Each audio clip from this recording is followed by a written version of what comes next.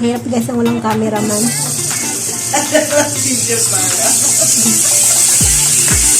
Wala bawang.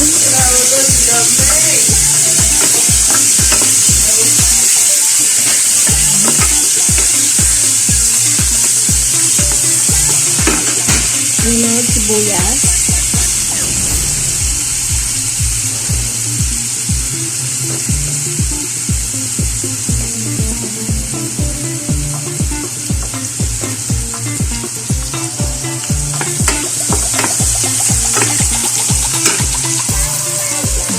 Siya, lagyan natin yung kamatis. Gisa-gisa natin siya.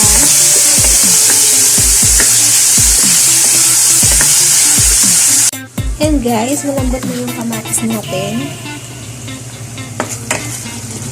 Pwede na natin ilagay ito.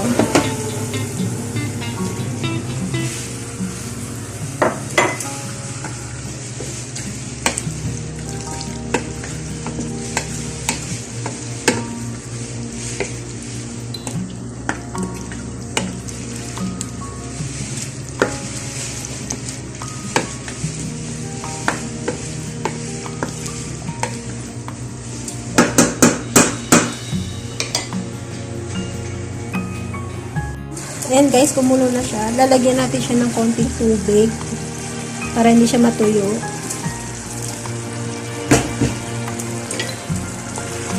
Ayan.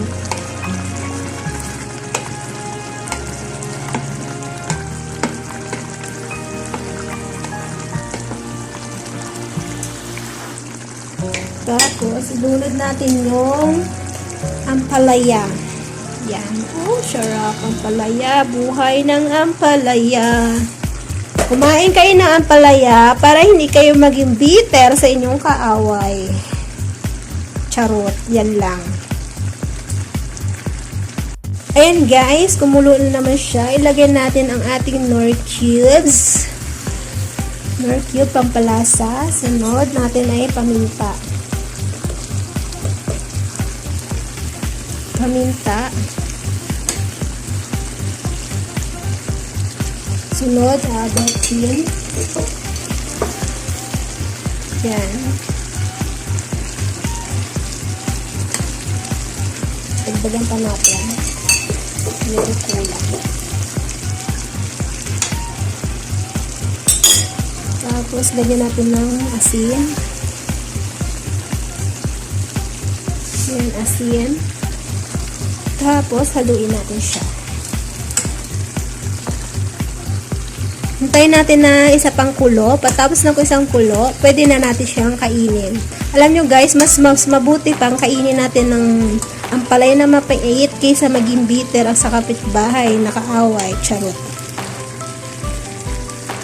Ayan na siya guys. Tapos na lutuin ang aking